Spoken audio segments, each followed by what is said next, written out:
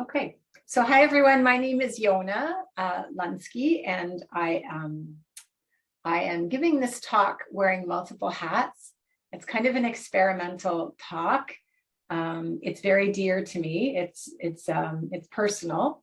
I gave a version of this talk in the summer, and I think I've had to kind of even rethink it since then. So I'm curious if anyone saw me give this talk in the ECHO program in the summer. So I'll say some things again, but I think some of you were not at that talk, and some of the things I'm going to offer are a little bit new. So I'm just going to share my slides.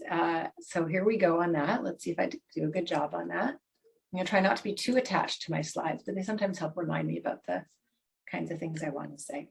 So yeah, if I was to make like a visual for this, I'd imagine this, bridge, this intricate bridge being built. And I think I made the original title as we sort of get through pandemic recovery. And I thought, we're just trying to move through to tomorrow and next week and next month.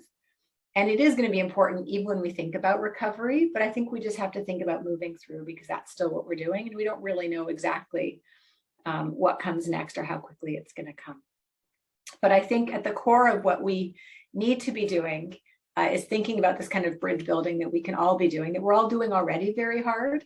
But that I think we could do even more of. And so hopefully I'll give you at least one suggestion today that maybe you hadn't thought of before that you can bring to your agency and your colleagues, or that will just help you personally. And I would love to hear actually if anything I say does help you, because it's important to me. And if it doesn't help you, then be brave and tell me that as well. And that's good for me to know too. Okay, so here I am on the slide. There we go. So there's three things we're going to try to do today. So first of all, I'm going to give a little bit of an overview or some thoughts about some of the stresses that have been happening, I think, for families in terms of managing during the pandemic. And I say from the family perspective, but a lot of it will actually just be from my perspective, although I do a lot of research with many families from around the province and also around Canada. So I'll try to weave those things in. And I'm going to sort of combine talking about families with talking about the concept of trauma and trauma-informed care and a little bit about what that means. And then I'm going to just give some suggestions around some strategies and things for all of us to keep in mind. So this is actually from an article that came out in July. And it's interesting, we don't have an article like this that's come out during Omicron.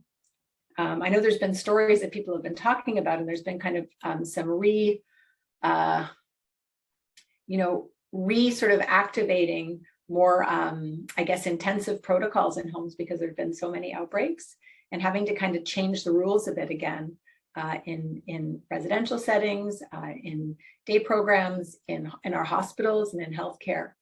But this was a particular article that looked at sort of some of the longer term impacts of some of the restrictions and what had happened and what families were kind of going through at a point where there were fewer restrictions, in fact, but there were sort of all the sort of impacts of what those restrictions had caused.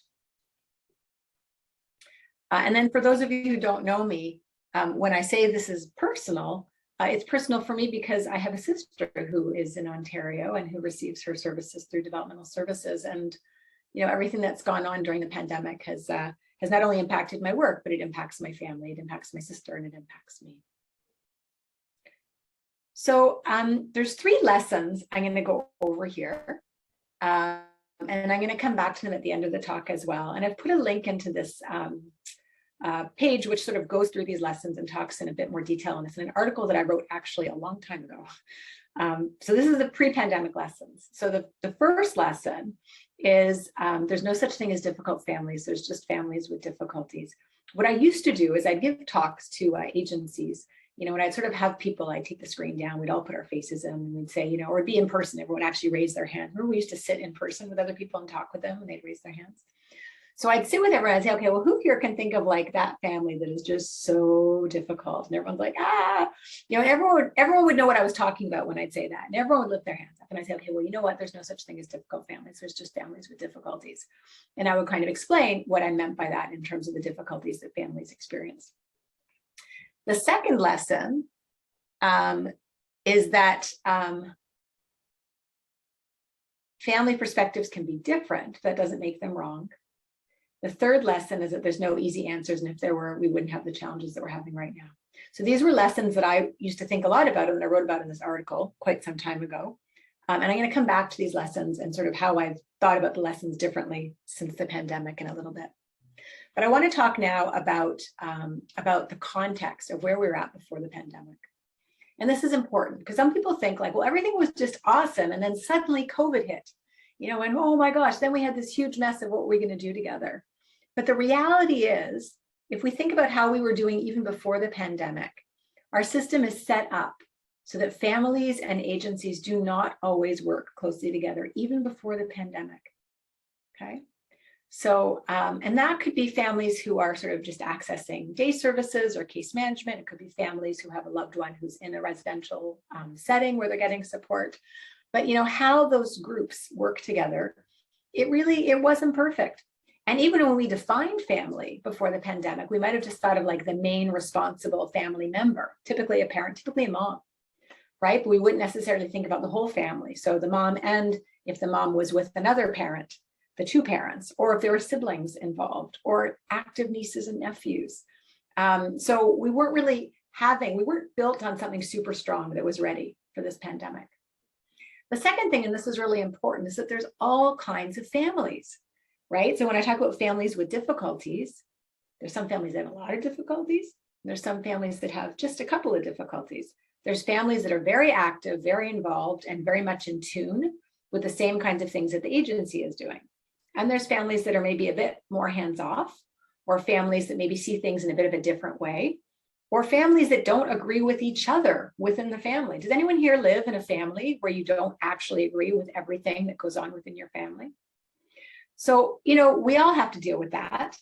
But for families, when someone has a developmental disability and it has to do with accessing services, that becomes an issue, right? Because not everyone in the family is always on the same page. And agencies haven't spent a whole lot of time, no one has, helping families to either be on the same page or figure out how to work together and how to work with agencies when they're not all on the same page, right? So those things were going on. When suddenly, and this wasn't like a get ready, guys, in a year, in 2 years, a pandemic is coming, everyone prepare yourselves, figure out how you're going to work together. There was nothing, right? I mean, I remember this. I remember hearing about COVID and thinking, okay, interesting. This will be interesting. And then I was thinking, okay, this is going to affect things that happen at the hospital. What can we do at the hospital? What can I do with my work differently at my work?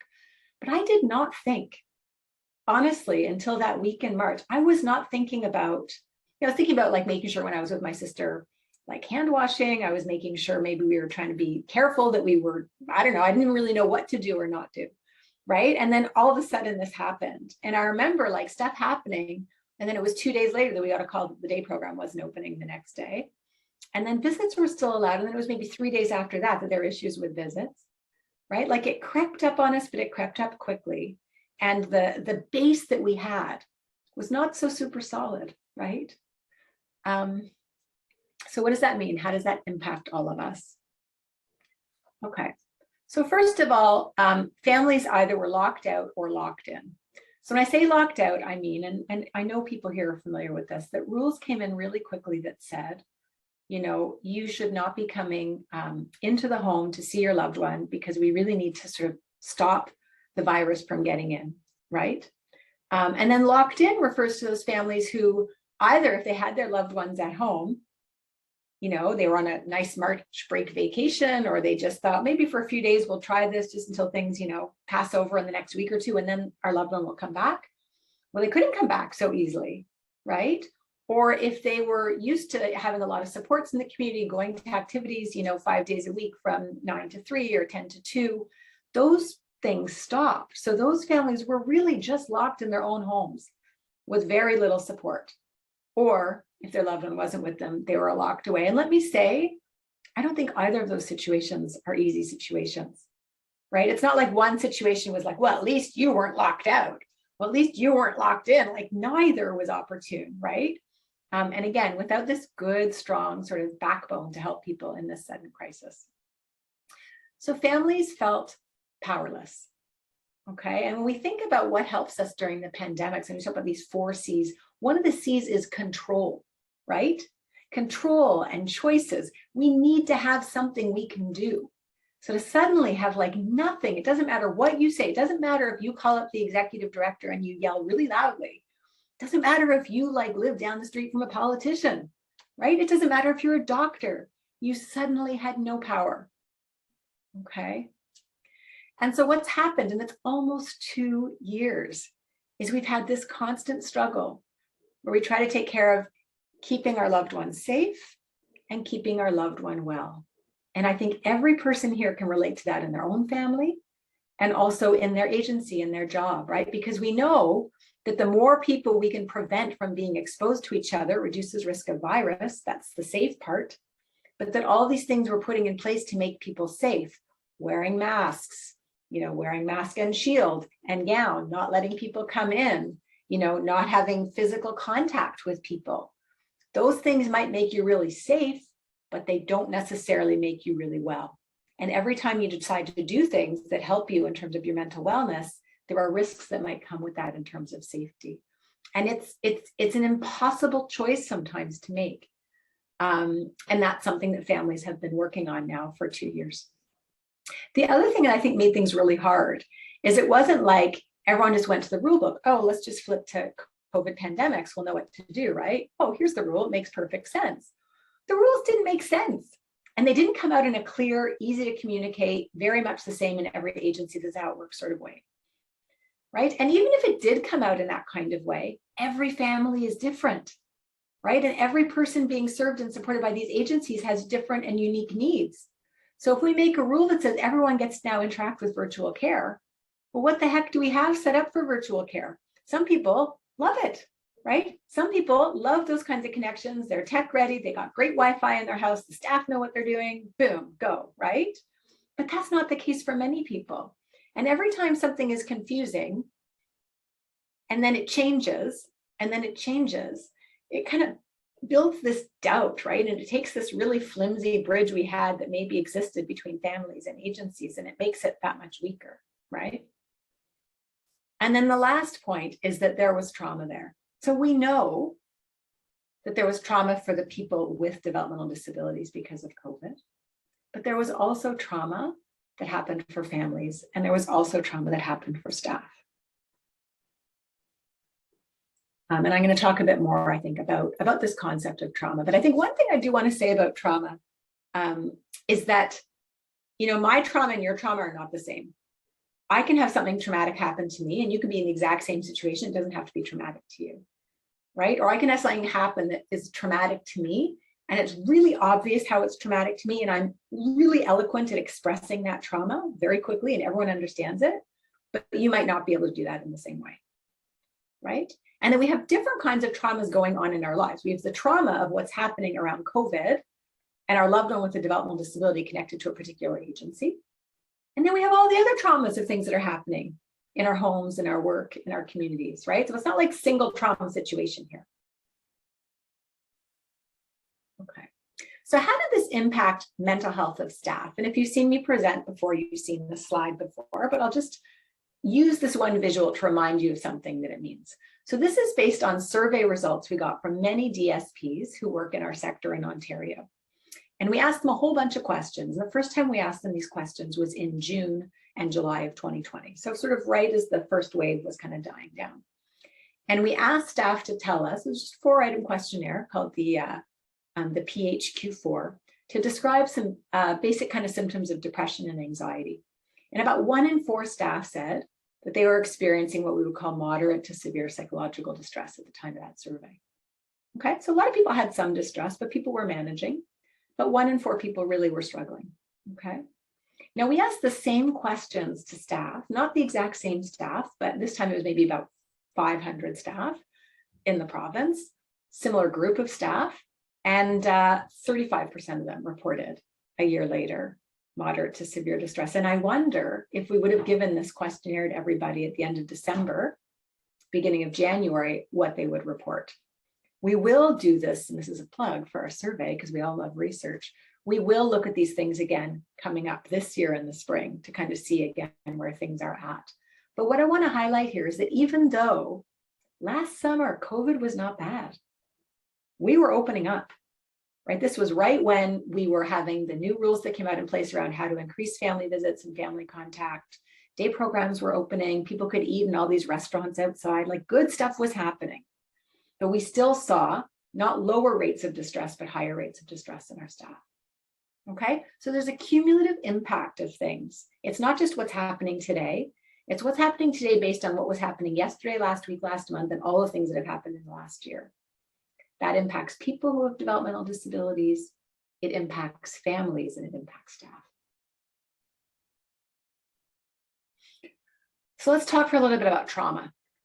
And this isn't my definition of trauma, but I find it really useful. It says that individual trauma results from an event or series of events. And then these set of circumstances or events are experienced by the individual as physically or emotionally harmful or life-threatening. And it has lasting adverse effects. And these effects can be on the person's functioning, their mental, physical, social, emotional, or spiritual well-being. So the three elements here is something has to happen. And like I say, it could be one event, or it could be a cascading number of events, right? It has to be experienced by that person as stressful. There are some people who you might say are a little bit blessed, who how they experience the pandemic is really not very different from how they experienced things before the pandemic. Or there was a great relief in the fact that all these pressures or things they have to do in our world, which are very complicated and stressful, disappeared. They didn't have to do those things, right? So it may be that there's an event out there that I think is stressful, but another person doesn't experience them that way. Okay, so for something to be traumatic, the person has to experience it as harmful to them, okay? And it lasts. So we have things that happen for a moment and we just recover right from it. It doesn't last. That's not trauma, okay? But the only thing I want to add here, so the event, we have to experience it as stressful and it has to have some lasting effects, is not everyone, as I said, is as articulate at recognizing the experience or at expressing or showing those lasting adverse effects. So someone with a developmental disability, you know, maybe they do experience something as harmful, but they can't tell us that. And we're just by watching them and seeing their behavior, we may not know it. So it may seem like it doesn't affect them. That doesn't mean for sure it doesn't. And let's look at staff that way. Staff may experience things as really harmful, but they may not show that or express that, right? And a family who's like in your face because they want something that you're not giving them right now and they're being hugely uncooperative, they might have experienced a lot of emotional harm, but they're not telling you that or showing you that, right? That doesn't mean it didn't happen, okay?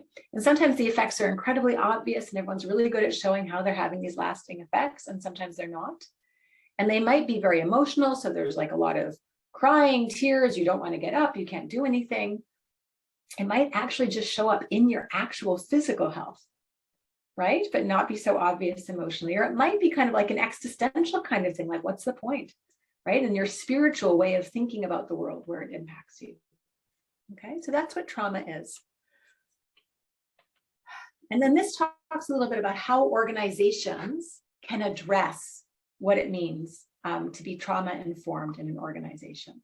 Okay, so this is kind of for all of us in our agencies to bring back to our agencies or to think about. So trauma's happened.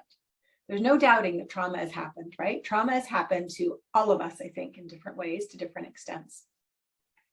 So a program, organization, or system that is trauma-informed realizes, that's the first R, how widespread the impact of trauma can be. And it knows that there are ways to move towards recovery. Recovery doesn't mean like better or back to where you were. It just means there's a journey here where you can go once you recognize that trauma has happened, okay? It recognizes, the second R, that the signs and symptoms of trauma can happen for clients, family, staff, and others in the system, right? So we're looking. If we don't look for the signs and symptoms, we won't see them. If we're not trauma-informed and that's not part of how we think about people, then that stuff won't be there unless it hits us in the face. So a trauma-informed organization has to recognize those kinds of signs and how they might show up in different people. And it's interesting, it's not just the organization doesn't have to just recognize it in clients. It has to recognize it in family and in staff and other people connected to the agency, okay? And most importantly, the organization has to respond, okay? And the way they respond, if they're trauma informed, is we're all thinking about and understanding what trauma means, and we integrate that knowledge into the things that we do. Okay, so into our practices, into our policies, and we actually try to look for and prevent. We can't prevent trauma that's happened, but we can try where we can to resist re-traumatization. Okay, so part of, I think, what is so hard about the trauma that's gone on now is it wasn't just a one-shot deal. It didn't just happen once. First of all, even the first closures, right, the first dealing with the pandemic could trigger or remind people of things that happened to them in the past before, where they had no control and where things were upsetting, or where they lost people, right, or they weren't listened to, or they weren't safe. But in addition to having that sort of before stuff that could re-traumatize people because of COVID, there's been sort of repeated waves of COVID, right? And some of the things that have happened that were harmful at the beginning have happened again, and that can re-traumatize. So a trauma-informed organization is actively trying to reduce the likelihood of that re-traumatization by being trauma-informed and recognizing these things.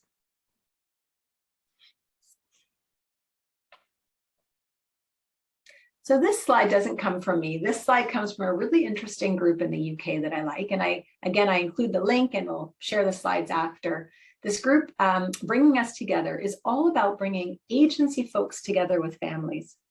And they really tried to think about, if we're going to build this bridge, right?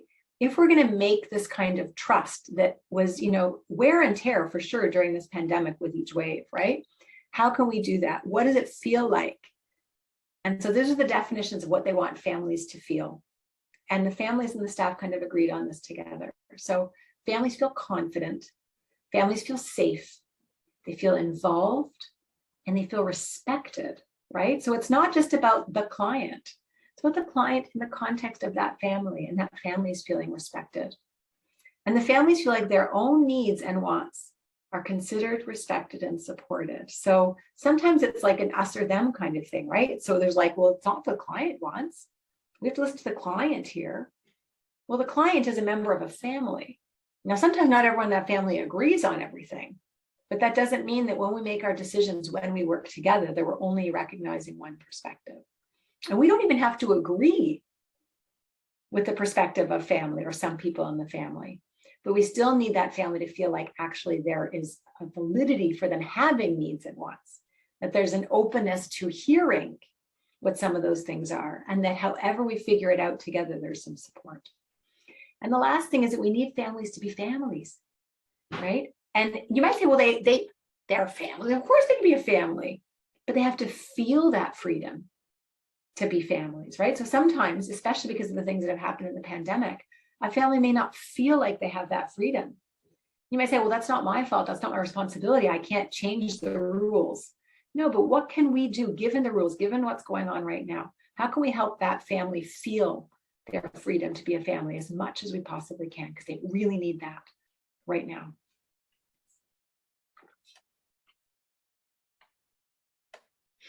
So the other thing that's in this document, and it's a lovely kind of charter that shows how families and staff and agencies can work together, is seeing ways that support providers can check and demonstrate if they are getting it right.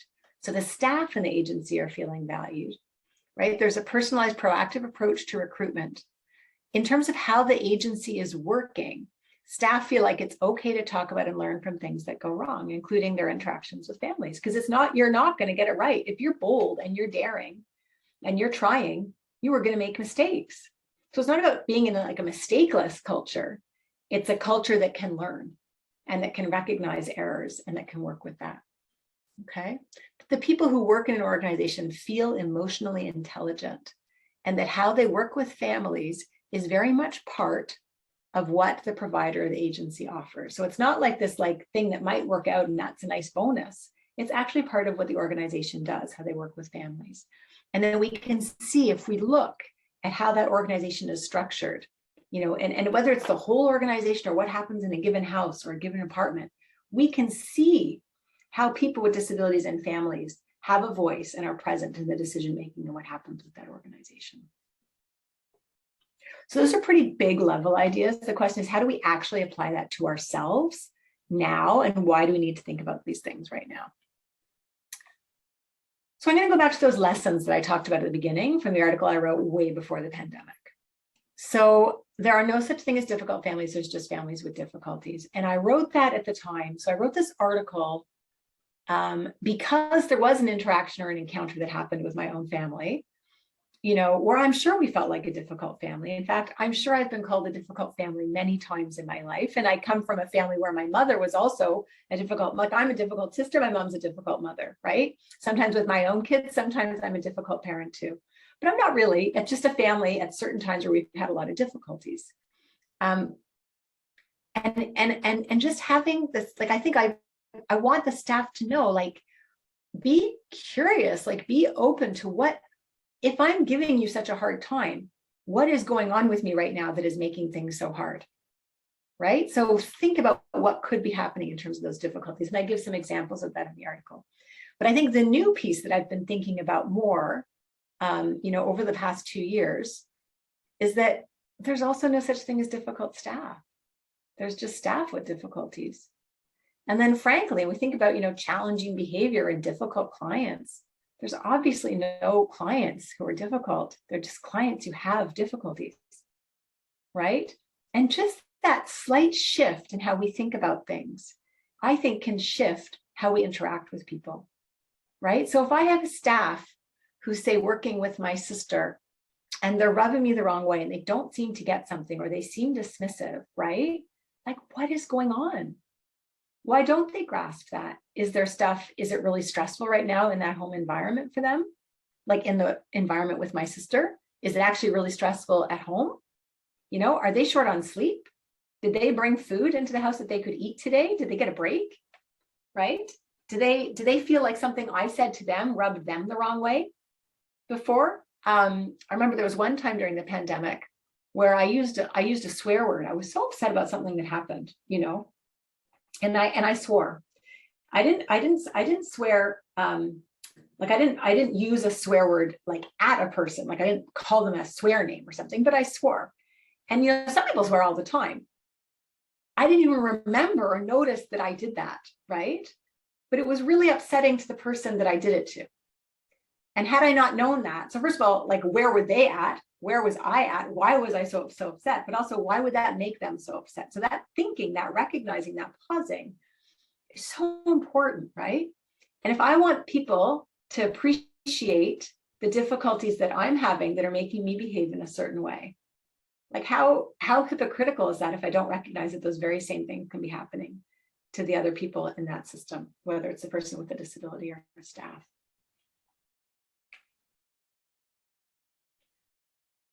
So this issue around lessons, right? I told you also that one of the lessons that I learned a long time ago, but I'm repeating right now, is that families' perspectives can be different, but that doesn't necessarily make them wrong. So in the article, I talk about this idea that that there's two different kinds of cameras. Maybe there's 3 lenses now. So we've got our sort of wide lens. And as an agency, especially if you work with multiple people in your organization, you can see everything, right? You know what's going on with my sister, her brother, her son, his daughter. You see everybody. You see people maybe of different ages, living in different settings, different kinds of difficulties. And you know what's going on, right? So you got that big wide lens. As a family member, I don't have that big wide lens, right? I don't see all those people. I don't know what else is happening with other people. And I don't have other people I can talk to even about it sometimes. What I do have, though, is this narrow, focused lens that's also really useful about my family member, right? And I think in an agency, I was thinking about this. Some staff who are working in agencies right now, and maybe some of the staff right here, and you can pop it in the chat if you're one of those. Some of you have never worked in this sector or in the setting you're in right now within the sector until the pandemic. So you might be working with somebody who you're very close to and you see them all the time now, but you actually never saw them before the pandemic happened, right? And how people live their lives, their day-to-day structure and the things that they do are very different right now than what they were before the pandemic, okay? The family has that narrow lens of that person and their entire life. So staff come and go. The family might know that person for their entire life, pre-pandemic, during pandemic, right? but they're missing the wide lens of other people. And then there's the pandemic lens, which is like this weird kind of icky lens, but it's a real lens of what's happening right now. Some people only have that pandemic lens, and they're missing kind of the pre-pandemic lens of everybody. And I think we need all those lenses put together to really understand people, right? And the third lesson, right, is that there are no easy answers to this. And if there were, we would have fixed it already. So this idea as good staff that we're supposed to know what to do is ridiculous. You know, this is hard. I don't know what we can do. I have ideas of some things that might make a difference, but this is very complicated. And that's why there's so many mistakes and things I think that can happen. And I think sometimes just recognizing that helps us appreciate, first of all, makes it a little more humble, right? Like it's okay to say, I don't know, or I'm going to try this. I'm sorry if it doesn't really make sense, or what do you think we should do? Like it kind of allows us to have conversations. It allows us to try things, and it allows us to recognize this is really hard. And sometimes all people want is to be heard or recognized that this is really hard. So that fourth lesson is recognizing our shared trauma can help us support one another. This has been hard. This has been hard for families. It's been hard for people with disabilities. It's been hard for staff. It's been hard for all levels of staff. The DSP on the front line, the managers trying to schedule everything in, the directors of these agencies who are being thrown all these demands from government, the people in government, right? Like it's hard for everybody. We've all been traumatized by things that have happened. And I think sometimes when we kind of just recognize that this trauma, like it's not just something that's happening to them, it's something that's happening to all of us. I think that can shift how we interact with each other. I remember I had this conversation, again, this was earlier in the pandemic. And I think only meetings sort of outside were allowed. And it was stressful to kind of figure that out, how to make that happen. There was, I guess, a certain like gratefulness that at least there was some kind of interaction that could happen, but it wasn't in the easiest of circumstances. And I was talking with the staff about it. And then they just kind of reminded me about how they also really hadn't been able to have contact with their own parent. Because of course they're trying to keep their parents safe and also the house where they're working as safe as possible. And I don't even think I'd really thought before that comment was made that everybody who works in the sector might have like parents or kids or siblings, and that they're also making these difficult choices about what they're going to do and what they're not going to do. You know, and I don't know if the staff would necessarily think that I have all those things going on with me, in addition to just my one family member in that home. I've got these other things going on in my life as well. So it's like, if we took a drawing and we had, you know, the resident or the person with a disability connected to an agency, the staff, and some family member, there's actually all these people around each of those people, right? But we only see the ones that are right in front of us. And all those people are experiencing different kinds of traumas all the time. And I think when we recognize that, it makes a huge difference. So what do we do with this?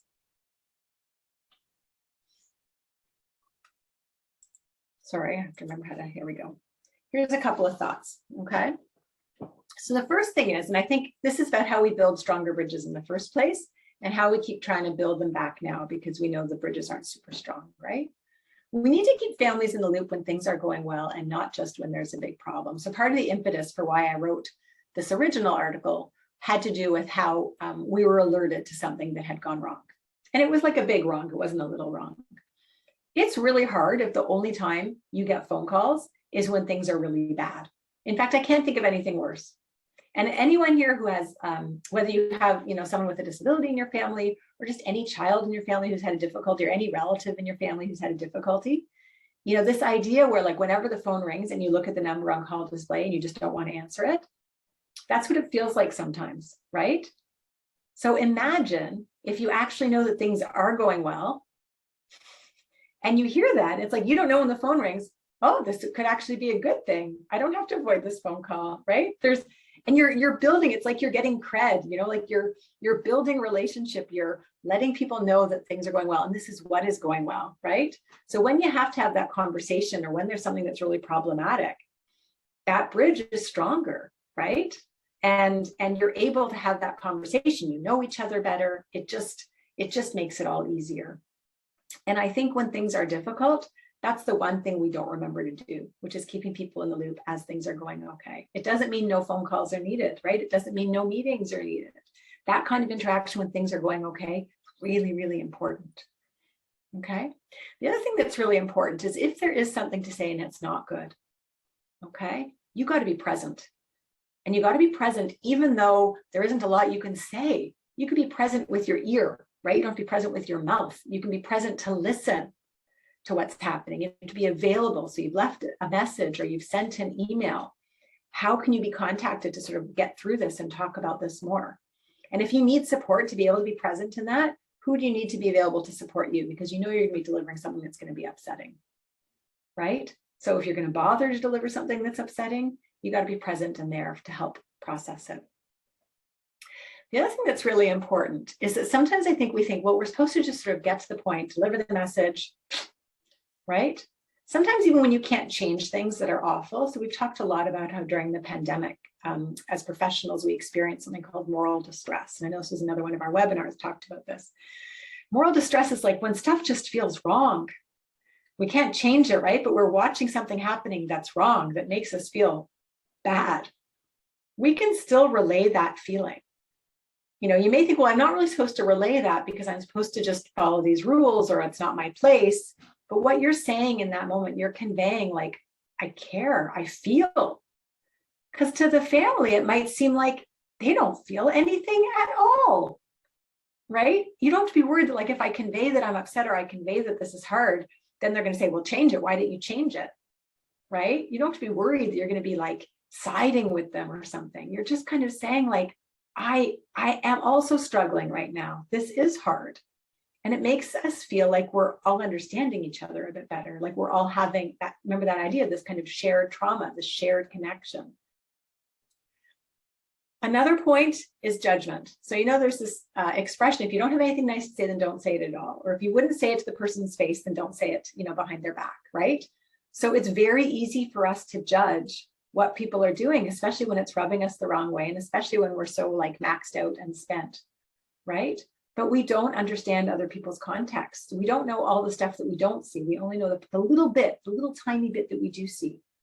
So if we can do our very best to watch out for the judgment, we can notice how it makes us feel. So this is happening and it's making me feel pretty crappy, but that's different than me judging that person who did something that made me feel really crappy. I don't know why they did it. I don't know what's going on, right? And the more I kind of talk about it and engage with it with other people in that kind of way, where it's something that I wouldn't necessarily be able to say to them or that I don't fully understand, I think sometimes that can actually cause more damage, right? And then the fifth point, and I wrote in the original article, get to know families, but I realized also maybe help families get to know staff as well. Like, so I've talked about this kind of bridge that we have that's a bit flimsy. And I think it's like that because we really don't know each other very well. And I think the more we can know each other, like know about, first of all, it helps us have conversations and support conversations with the person who has a disability who's getting services from an agency or supports from an agency. Right? And it helps us with our compassion. It helps us be a caring community, you know? I think maybe it's easier for those of you who live in really small communities for some of those things to almost happen naturally because you bump into that family in the store or at the doctor's office or whatever.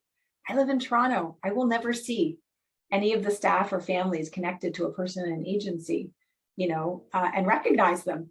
We're just that big, right? So this knowing each other and being part of a community doesn't happen just on its own, unless we actually take efforts to make it happen. So I'm going to show one more visual, which I hope stays with you, and then I'm going to pose a question and we'll have some discussion. Okay, so this comes from ACT, Acceptance and Commitment Training, and I know there's been some workshops and stuff we've been offering to staff related to this. The question is, how often, and this could be a person who you're supporting in your agency, how often is that person a problem to be solved or a sunset to be appreciated? Now, I asked that question to staff. We also asked that question to families. How often is your family member with a disability a problem to be solved or a sunset to be appreciated? Okay, but we could also ask that question of families. Take the family of John or of Frank. How often is that family a problem to be solved or a sunset to be appreciated? And I think in this sector, we're all about problem solving, right? And so much of the language and the reason why people don't want to pick up the phone is because when they see that number showing up, they know what it is. It's a problem and we have to solve the problem, you know? It would make such a huge difference if we did more sunset appreciating to balance out some of the problems we're supposed to solve. And the other thing is that some problems can't be solved very easily. So to constantly have to solve problems and suck at it because you can't solve the problem that well, that feels really bad, right? But there's always something, there's always beauty in all of us, you know, and certainly in the people with developmental disabilities who are connected to these agencies, there's always something to appreciate. And there's no greater gift, I think, than to share that appreciation. I'll tell you again, a story. It was a small, tiny thing. And I don't even think the person appreciated what it meant when they did this. But it's been very hard, the whole pandemic. And, you know, this, you know, the Omicron and all the stuff that's brought with it, very painful, very difficult for families. And, you know, I'm filled with guilt all the time, you know, about the things I'm choosing to do or not doing. And I got an email. I had my sister take a new kind of class or something that was virtual. I really didn't know if it would work or what would happen, you know. And this email title pops up, you know, I'm in another meeting, it pops up and it says, "Your sister is awesome." What? And I opened the email and it was just this note of appreciation of how great my sister was and how great she was doing in the activities she was in, you know. And it was like someone gave me a pot of gold, you know, and I shared it with my whole family. And it was such a small thing. It probably took about 47 seconds to write that, you know. And maybe we feel like if we're doing these activities all the time, we're always working with the same people. We just don't remember to do that. But especially at times when families can't feel quite as involved, or when people with disabilities aren't the best communicators of some of those things themselves, to get that messaging is so important, right? It helps shift how we think about things, and it helps make people feel connected who right now are feeling pretty not so connected to each other.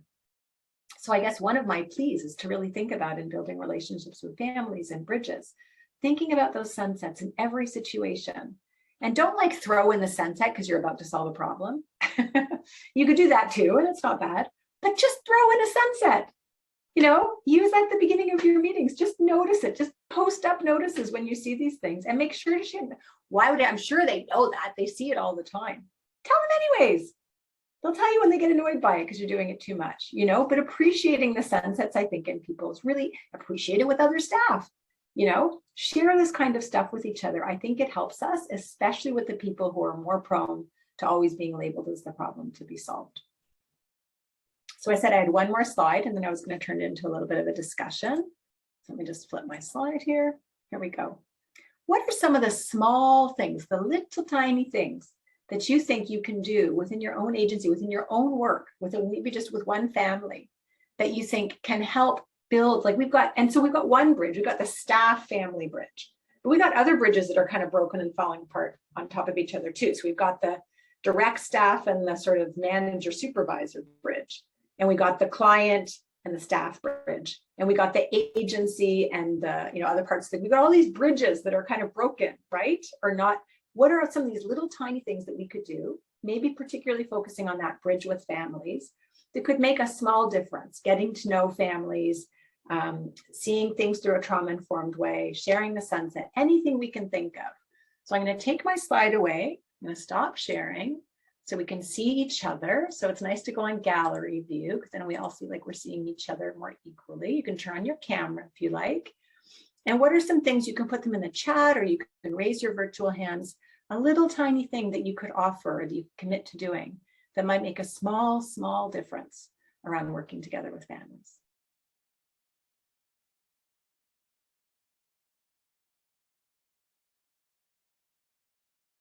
And families should be thinking about these questions as well, right? So there's also things that we can do as families that make a difference. And if we don't have answers, we can just ask, right? So Lauren, you put in a really nice suggestion here, just that checking, right? Checking in with them, seeing how things are going. And Holly, you've raised your hand.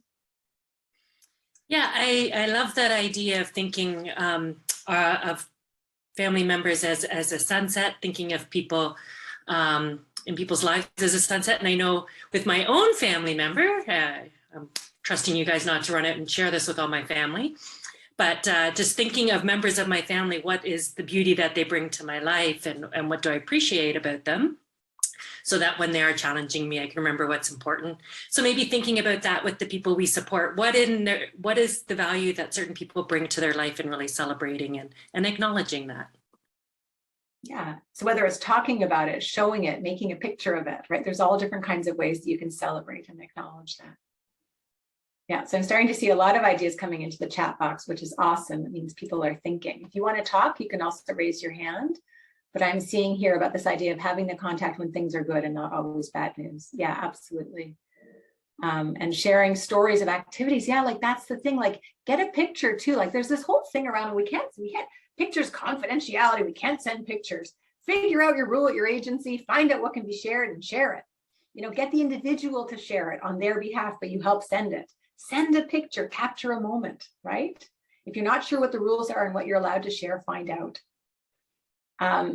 Helping people call their family using video chat or phone. I know so many people are doing that, and that's really important, but you can keep it up, right? Like some people are really good at starting the call and then they don't know what to do after, or they get really distracted. Or some people might think, well, it's probably isn't that valuable because it's always the same conversation. It's still valuable. I have to tell you, my sister, for some reason, she must have known like psychically not to call during this hour, but she uses FaceTime and she contacts me like all the time through FaceTime. And sometimes I just don't answer her and she knows that happens. But when she doesn't contact me, even though we have pretty much the same conversation over and over again, when there's that void of like several days in a row where there's no contact, I'm on Spielkes if anyone speaks Yiddish. Like, I don't know what's gone on. I need that contact, right? So even if it's the same contact, still help it happen, right? Or see if there's a slightly different way to, is there a time where it seems to be a more preferred time or something they seem to get from it? Can we sort of shift a little bit of how we do it? Quick email to give updates. Yes, showing the pictures, absolutely. Yeah, and that's right, the pictures hanging in the home, right? So one thing that feels so lonely or hard about some of this is if you're not with someone, you don't remember them. Or if when the only time you see them, they got all these things on them, and you can't see their whole face, that also feels a little different, right? So are there pictures we can show that we can mark some of the things that we're doing, that we're just seeing in our space? Family information nights. Yeah, I know a lot of agencies are doing things like that as a way to keep families connected and knowing what's going on. And again, I think maybe some agencies instituted that at certain like very stressful points in the pandemic, but could some of those things keep going? And just because maybe not a lot of people show up, does that mean it's not worth doing?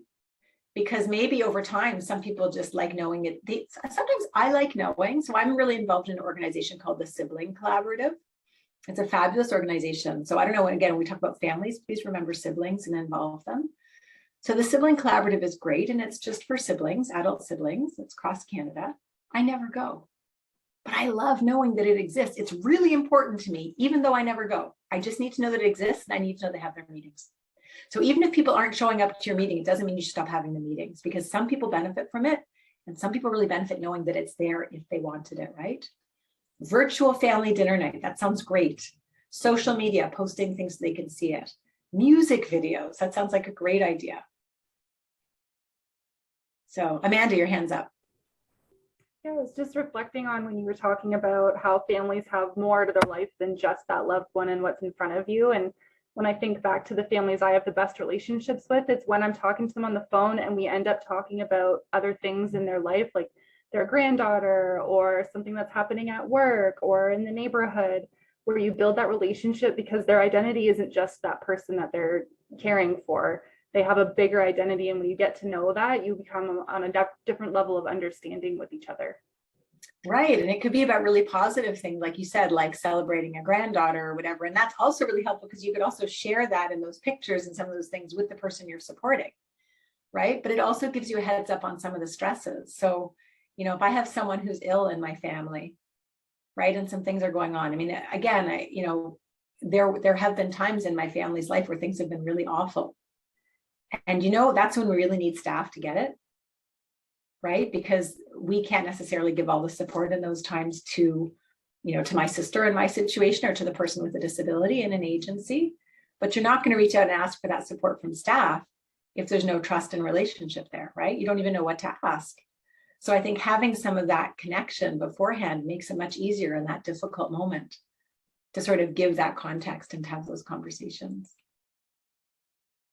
So other thoughts about things that you could do, maybe one thing you could add in or do that you didn't think of before that you might just try and see how it goes.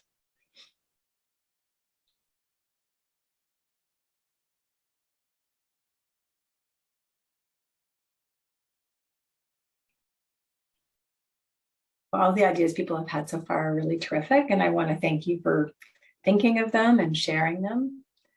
I'm just going to take a peek at my slides. I like seeing people's faces much more than my slides. So the last slide that I have, I will share my screen just so you can see my summary points. We're living in fragile times. So I think to be truly trauma informed, remember we talked about trauma today, I think we have to be thinking about families, okay? Because there's and the other thing is remember that people have different traumas they're bringing to the table, right? Different experiences. Something really might not have affected someone that you're supporting in your agency that much, but that doesn't mean it didn't affect that family, that parent, that sibling, whatever, right? So to really recognize the fragility of everything that's going on, we have to be thinking about our families. If we want to work well with families, especially when things are hard, that's not necessarily in your training book, right? I don't know how much training you get when you take a DSW program or a manager program or whatever on how to do that. It takes just as much effort and skill as some of the work you're doing in your sector already with people with disabilities. How we do our work together, it's this fine balance between safety and wellness, and we can't focus on one without thinking about the other. And I think that to make things get better, we need to find out, when do things go well? So often we sort of pick apart when things don't go well, right? The problem solving stuff, but sometimes things go well. What are we doing when things go well? Why did it go well? What can we do more of? So having that way of learning, and we can do that learning together with families. It recognizes that the family perspective is important in that learning.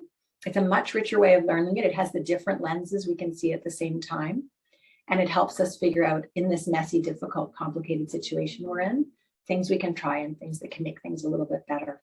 I don't think we're going to make things amazingly better very quickly. I think we're just going to take small steps that can make a difference to rebuild some of our trust and to make things a bit easier.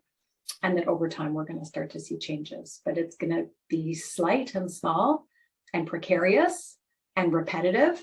And it's not a straight line, right? So we're going to get things are better and then things are going to drop a bit. But we want them to be able to go and get better again. And eventually we're going to see that progress. So I have some references that I can share with my slide deck.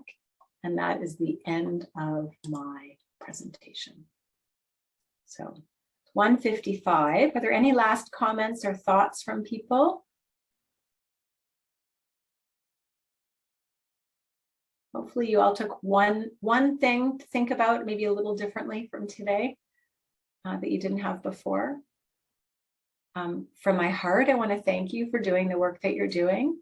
One thing that stood out in the ECHO we're in, I don't know who does the ECHO program on Fridays, but there was this beautiful moment on Friday where we had 3 family caregivers who spoke about their experience. And then the person who was a self-advocate in our teaching, she also spoke, but she paused and she recognized the work that the caregivers were doing and how important it was. And the caregivers, they got a bit tearful in that moment because those were things that their loved one couldn't necessarily say to them themselves, right? So sometimes we're going to be recognizing things. I'm recognizing the work that you're doing right now as a family member, but not the family member you're working with. I thank you for that work that you're doing.